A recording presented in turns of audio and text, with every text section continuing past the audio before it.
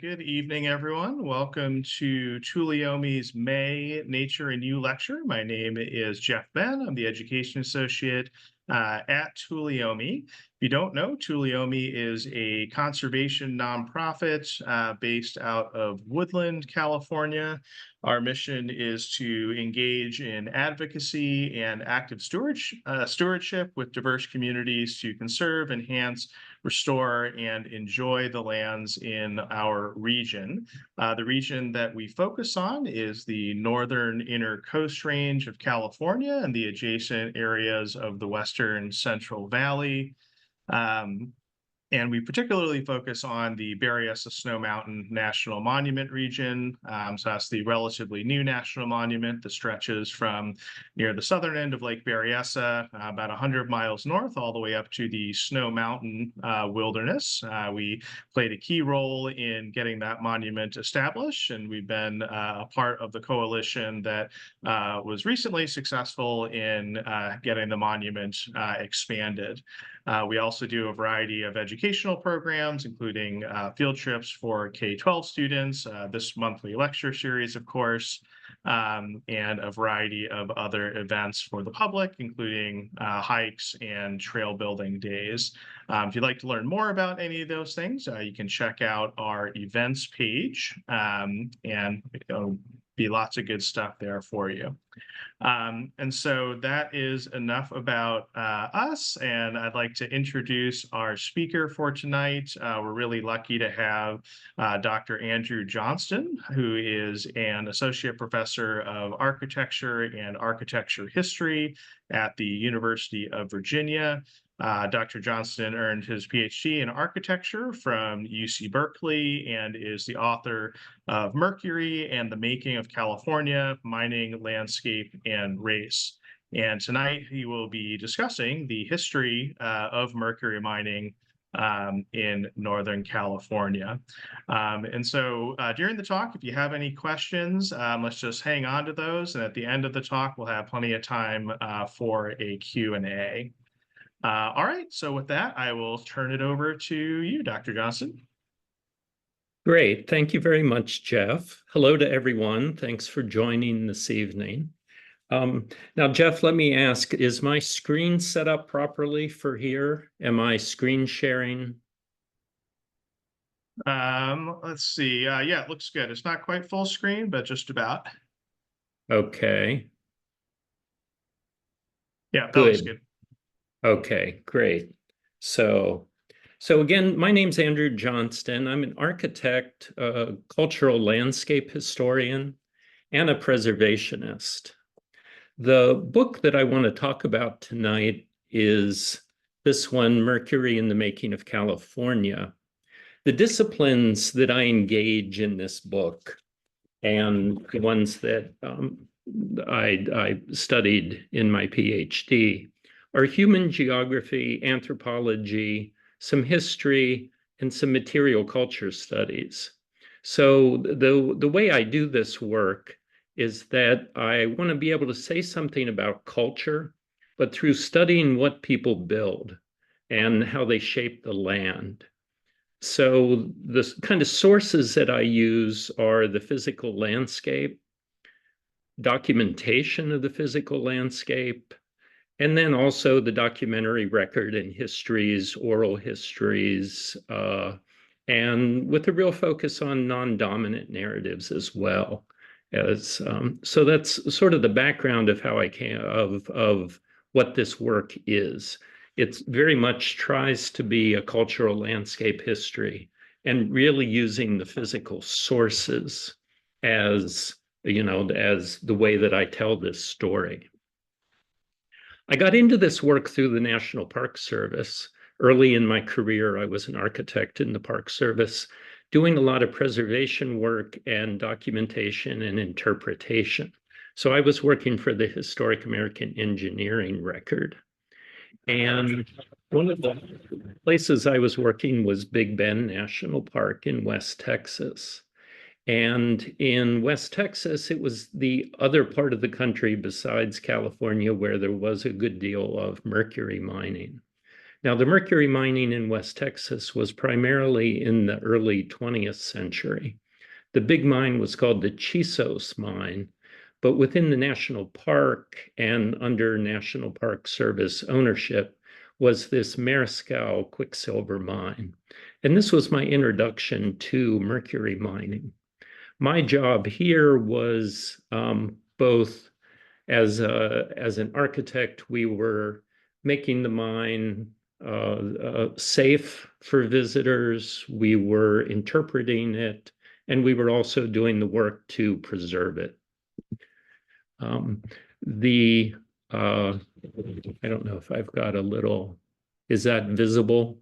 The mine's here on the hillside, kind of towards the center of the screen here. And this is very much right on the Mexican border. At this particular site, we had 3 different eras of mining. And I think that this is a good description that'll be useful in talking about California as well, to talk about, if you're looking at a site, what you may be looking at and how to identify this. And then, of course, there was also the community, the places that people were living at the site. And then in this particular case, being in the national park, we were trying to make a case for significance here. And this particular mine was very small and remote. It was not necessarily prominent or an important place, but it does have significance because it has excellent integrity. And it's really the last of the type. It's kind of the most intact mercury mine left in, I could argue, in the country. So our job was to understand the mine, the mining processes, and the lives of the miners. So some of the sources, at this time, we did a lot with census records, et cetera, and then a lot of very detailed study of the landscape. And again, as a cultural landscape historian, we're very much interested in putting both these interactions between people and places, how people shape the land and how the land shaped people, really guides the kind of story that we want to be able to tell. Of course, existing conditions are documented as part of the record that we produce. In this case, we're doing a lot with what were called Scott furnaces, which was the primary furnace type for much of the time for the industry in the United States. Here we've got the Scott furnace is the big thing in the center with condensers on either side, and then a lot of tailings piles down below. Now, these are the different eras. They go top to bottom. The first era that you're going to encounter anywhere are, looking at the top right of this image, there would be retort furnaces with, again, condensers that then condense the gas into mercury. So these systems can be actually quite simple and fairly inexpensive to set up. The middle era here is with the Scott furnace. These required a good bit of capital investment and tended to be able to process a good bit of ore. But again, anytime that you're looking at mining sites, gravity is always your key. Understanding the flow of material and, also then how the gas is condensed. In this case, the material came down the mountain from the shafts on the left of this image, down the mountain to the furnace. And then the gases would be channeled back up as a way to aid the condensing.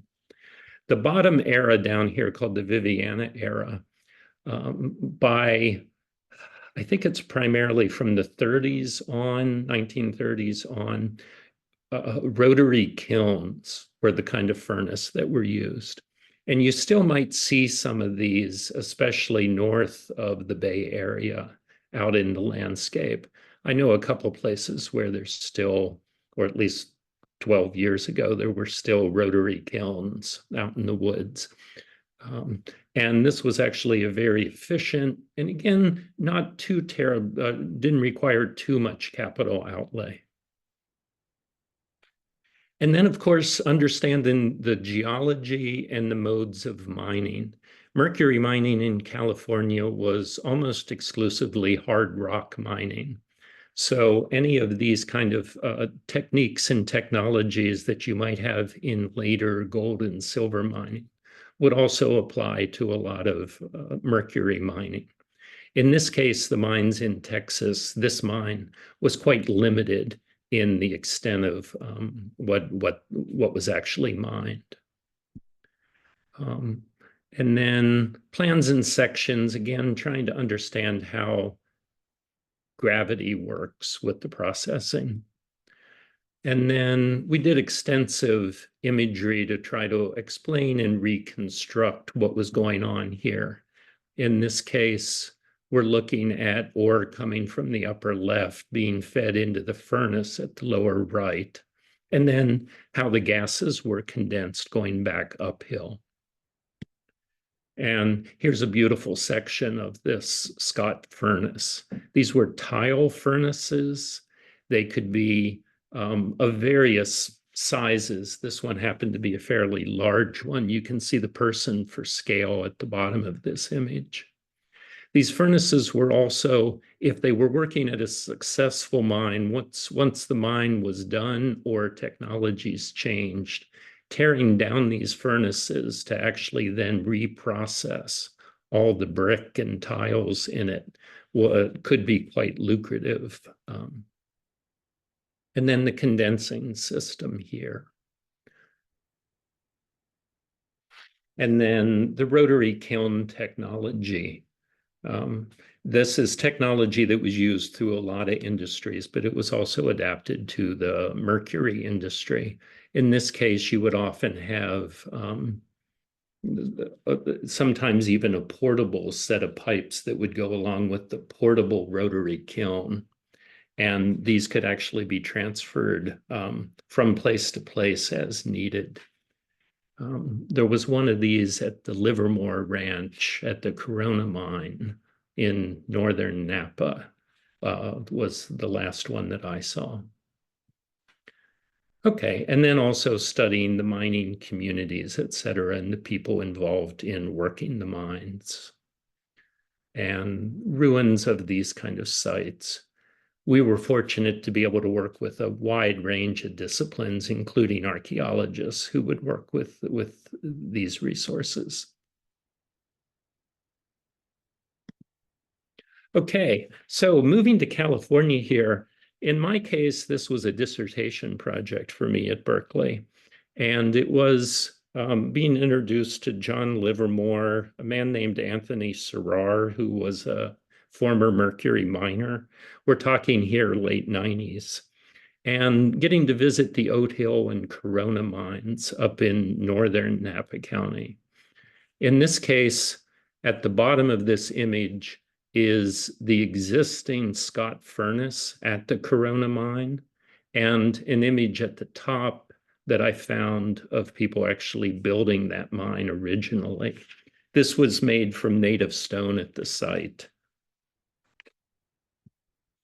So in trips that I got to make at the time to New Almaden and to New Idria as well as getting to travel to the original Idria mine in Slovenia, this all kind of gave me enough feeling that I could turn this into a dissertation topic, that there was a lot here to work with. Now, in my book, I begin with this idea that California is the golden state, which isn't my idea, but California is the golden state. But what if we changed our metaphor to California being the quicksilver state? And this is a metaphor that I begin the book with.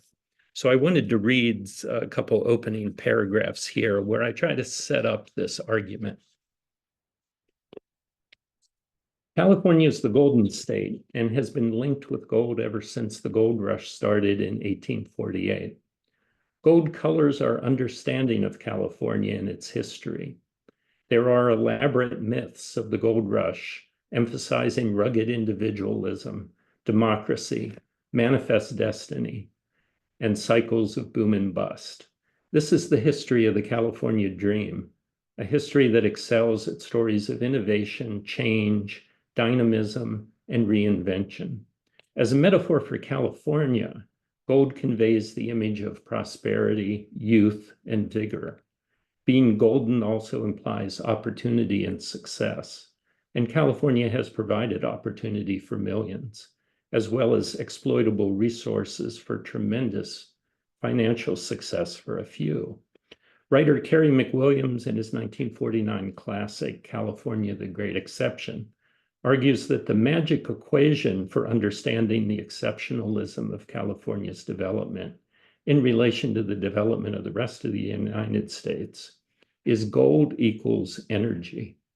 For McWilliams, the gold rush and the energizing effect of gold as a catalyst and as an economic pump primer for the state established the chain reaction, explosive, self-generating pattern of development that has characterized California. McWilliams's insightful ideas guide our historical understandings of the state.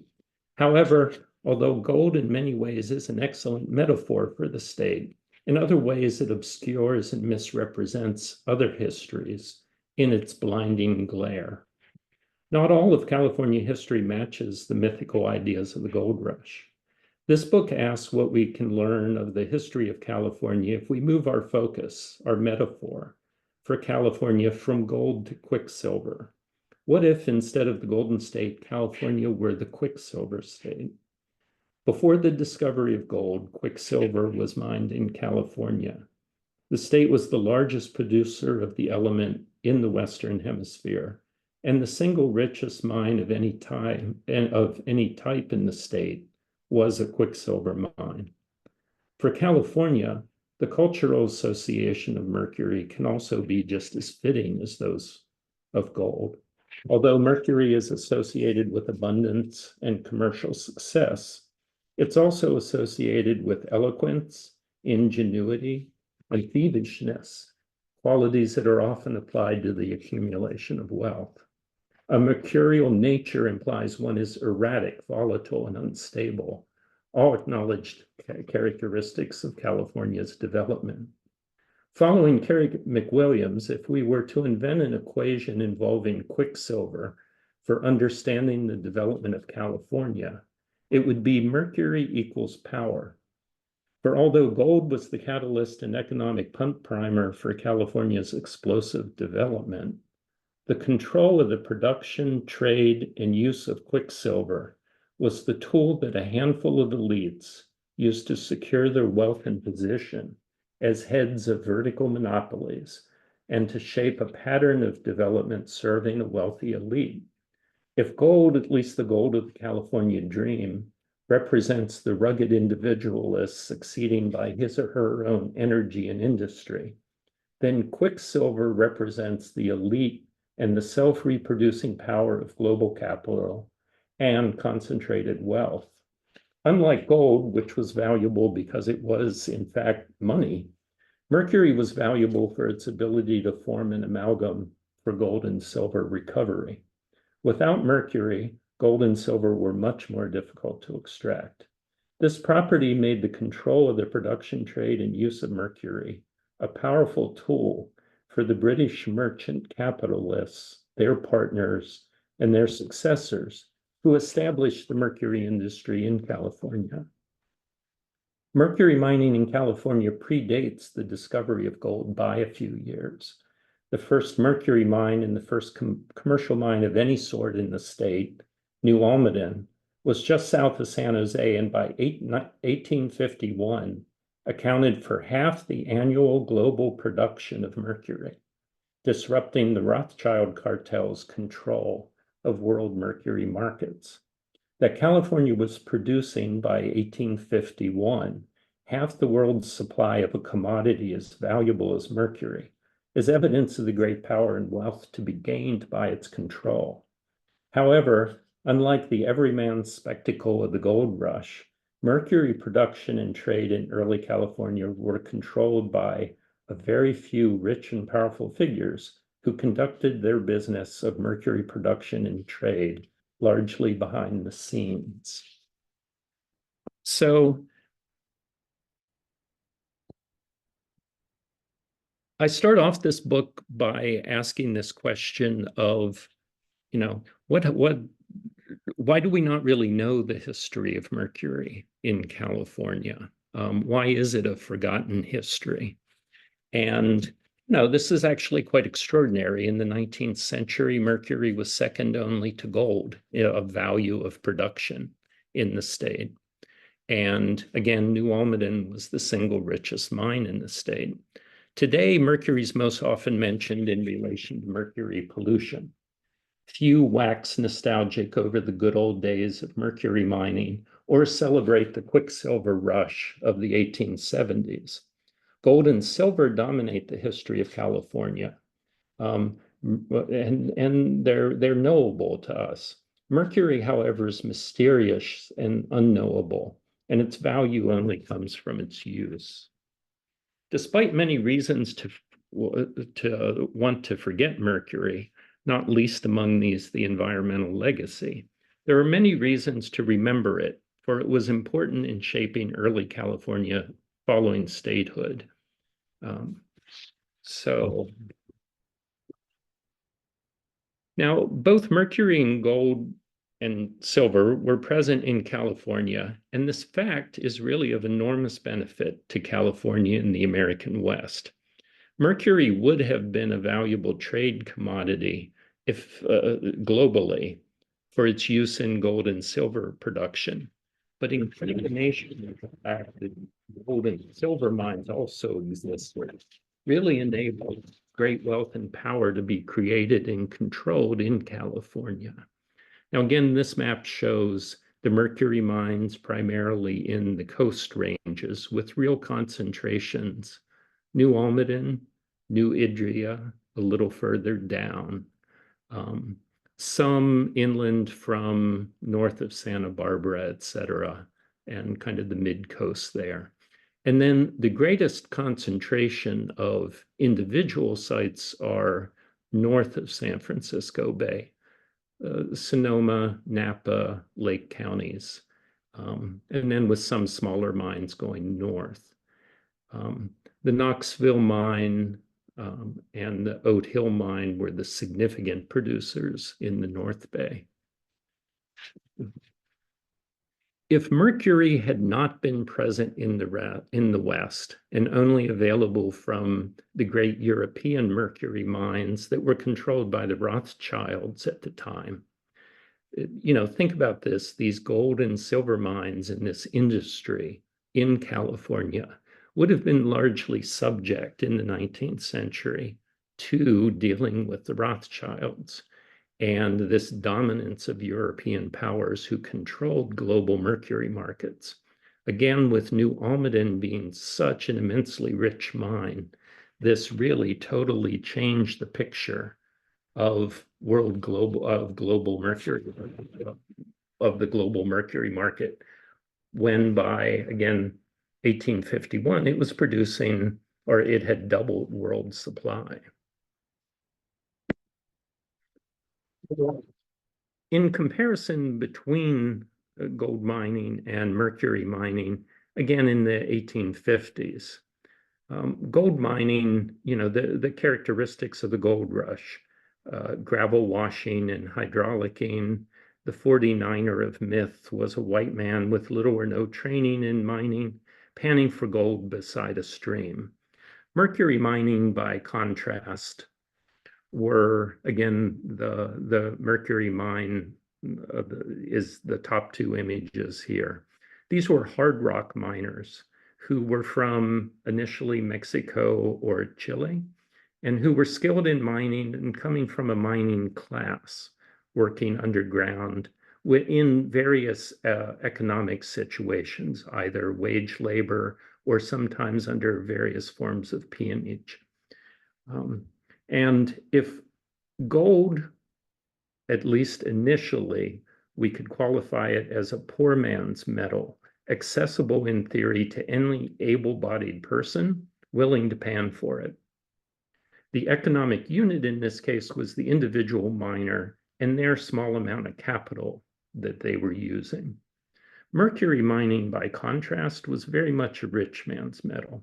It demanded large capital outlays for hard rock mining and the processing of the ore, and an industrial organization of labor. The economic unit in California was this very powerful and well-capitalized British trading house called Baron Forbes and Company. They had been founded in the 1820s and were working up and down primarily the west coast of the Americas. They bought the rights to New Almaden soon after it was discovered, in large part to support their own silver mines in Central and South America. Now, for Baron Forbes and Company and the British trading houses, we have to think about what they were establishing here south of San Jose, in contrast to the general craziness that was going on with the gold rush. We have to imagine here a very highly capitalized trading house with many, many industries up and down the west coast of the Americas. And they, in buying rights to this mine in California, they were associating themselves with very prominent individuals in the state. And here we're looking at a picture of the Casa Grande, which was built in the early 1850s by Baron and Forbes, and was the primary house at New Almaden. And they were bringing wage labor, probably from their mines in South America and Central America, and exploiting this fabulously rich mine here in California.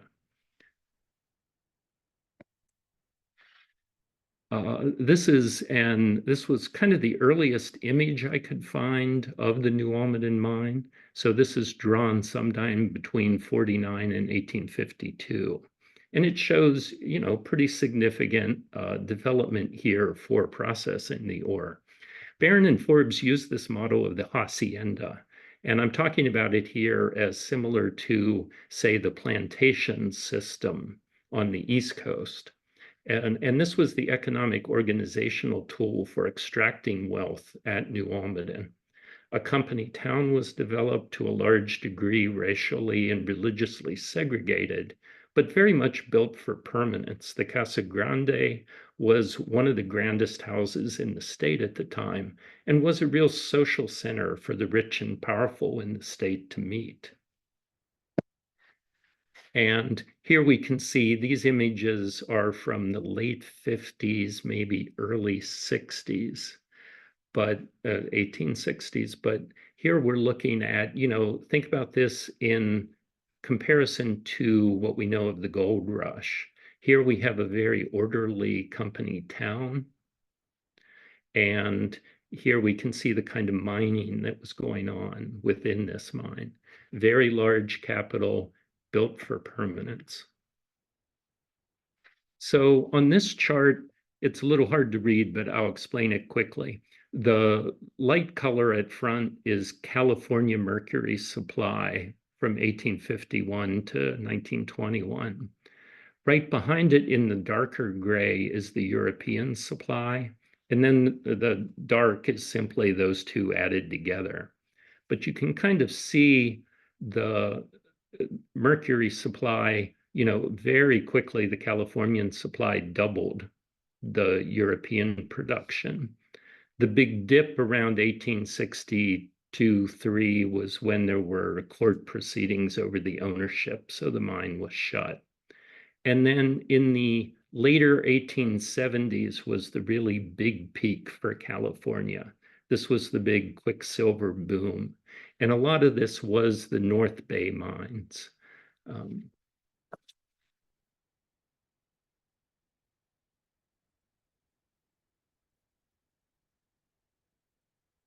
Now, there was a lot of wheeling and dealing in the industry that was going on in the 1860s and 70s.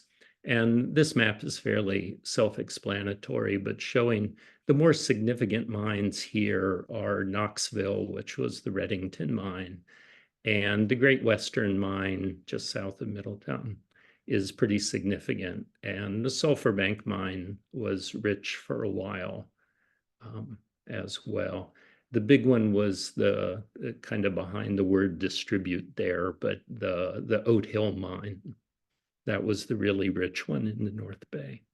So eventually, Baron Forbes and Company lost control of the New Almaden mine through all sorts of legal chicanery at the time. But what they managed to do, and their successor company, Baron and Company, managed to do, was to continue to control the world markets. And so very quickly, New Almaden found they just couldn't, the new owners found they couldn't sell anything. They had no market for it. So very quickly, Baron and Company, who had already purchased the new Idria mine, got control of all the production from New Almaden. And until that boom of the North Bay mines in the 1870s, they had a very effective monopoly control of mercury within the state. And what really killed their monopoly was the discovery of and beginning operation of the Knoxville mine. And the Knoxville mine's actually really fascinating because here we had gold mining money, and it was people who were operating gold mines getting control of this rich site and developing it. And this really did knock down the monopoly control of mercury in the state. For my study, Knoxville was really fascinating because they operated this mine as a gold mine, as they would a gold mine. There was a lot of Irish miners, English, Scottish as well, etc. The New Almaden and New Idria, again set up by Baron Forbes and Company, was primarily miners that they had imported from their mines in Central and South America. And over time, those big mines really instituted a racial hierarchy of who did what kind of work. So Cornish miners might be tunneling, Swedes would tram, Spanish speakers would mine the stopes, and Chinese miners would be working and picking ore that was left out of the tailings piles. And then other mines in the North Bay besides Knoxville, these mines came again late 70s, 1880s. These mines were almost exclusively worked by Chinese miners who were came organized through labor brokers in San Francisco. And at these mines, Chinese workers did all of the jobs. So in the face of anti-Chinese sentiment in the state during this boom of the quicksilver industry, is a really interesting question. How was the quicksilver industry able to continue to operate with primarily Chinese labor during all these years of exclusion acts, et cetera? And the argument I make is simply that part due to the remoteness, but also just to the extreme power of the industry within the state. And then, mercury continued until the early 1890s as significant in gold and silver refining until the development of the cyanide process. And that really brought the end of the mercury industry for gold and silver mining. Now, we still had booms, World War I and World War II, for munitions, et cetera, and for war usage. But the real era of mercury being extremely valuable within the state by that point had passed. Here we have, this was just an interesting picture from New Almaden of them showing a Cornish miner on the right and a Spanish-speaking miner on the left. And then these are photos from the upper left is the Great Western Mine, again, south of Middletown. This one was primarily worked by Chinese miners. In this case, the image, which is much better in the book, is the kind of owners and managers down below with the horses. And then the whole hillside is the Chinese mine workforce. And then the man down below worked at the Oat Hill mine from 1879 to 1894. And this image comes from the National Archives and Records Administration, which has wonderful records of all the miners working at these mines. And there's also, these are, the top two are different housing settlements at New Almaden. On the right is Cornish Town, and on the left is Spanish Town. And it is interesting looking at the different ethnic enclaves at these various mines. The lower image is from the Great Western Mine, and this was one of the two camps of the Chinese miners. So these are interesting in looking at different ethnic groups within early California.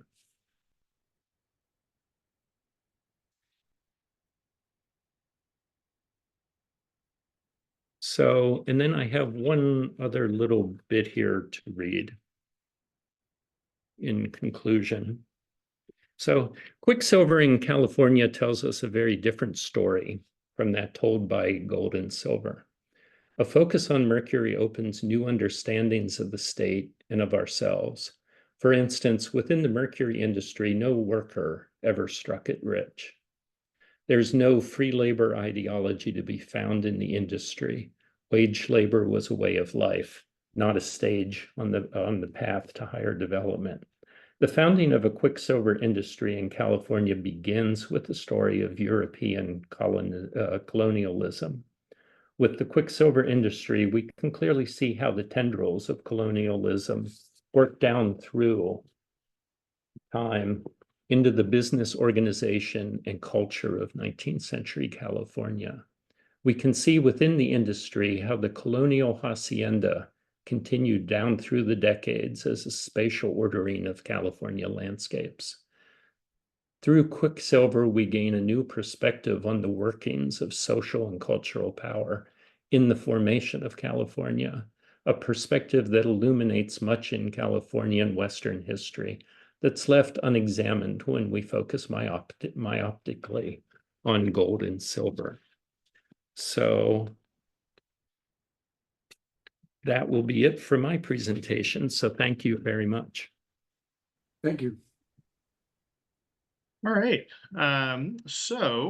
This Nature and You lecture series is, of course, supported by donations from viewers like you. So if you would like to make a small contribution, we very much appreciate that. I'll put the link in the chat. Our speaker next month is going to be Dr. Hekia Bodwich, and she'll be talking about using indigenous knowledge to inform conservation management. So I think that should be another interesting talk. So with that, thank you again, Dr. Johnston, for a really interesting topic about a topic that I think is often overlooked in California history. So thank you again. Thank you.